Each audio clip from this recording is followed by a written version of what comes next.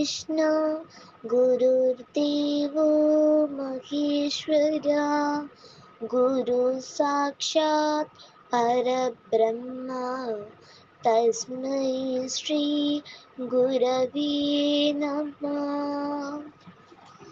എല്ലാവർക്കും നമസ്കാരം. മഹാഗുരുവിന്റെ അനുഗ്രഹത്താൽ ആത്മോപദേശ ശതക യജ്ഞത്തിൽ എനിക്കും പങ്കാളിയാകാൻ കഴിഞ്ഞു.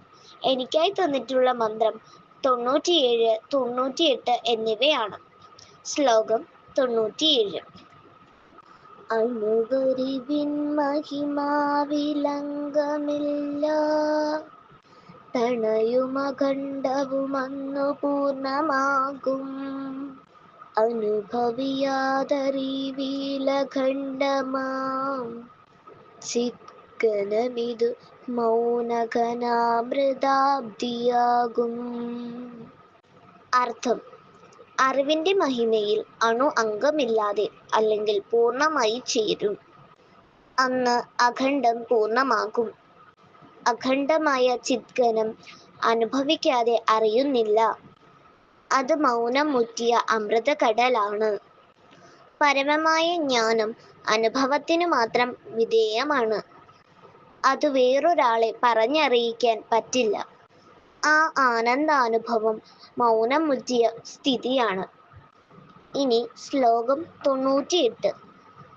ഇതുവരെ നാം ഒരു വസ്തുവിങ്ങറിഞ്ഞിലതിസുഖമെന്ന നിശം കതിക്കയാലെ മതിമുതലായവ മാറിയാലും ആത്മാസ്വതയറിയാതറിവെന്നു ചൊല്ലിടേണം.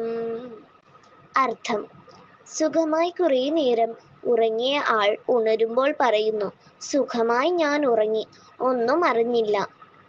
ഇതിനർത്ഥം അയാളുടെ ബുദ്ധിയും മനസ്സും മറ്റും പ്രവർത്തനരഹിതമായിരുന്നെങ്കിലും ആത്മാവ് അപ്പോഴും മാറ്റമില്ലാതെ വർത്തിച്ചു എന്നാണ്. ഇക്കാര്യമാണ് പദ്യത്തിൽ വ്യക്തമാക്കുന്നത്.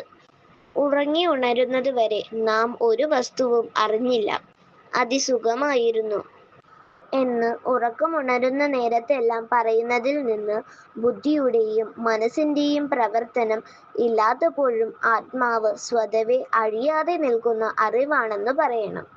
എല്ലാ അവസ്ഥയിലും അറിവായി നാശമില്ലാതെ വർത്തിക്കുന്നതാണ് ആത്മാവ്.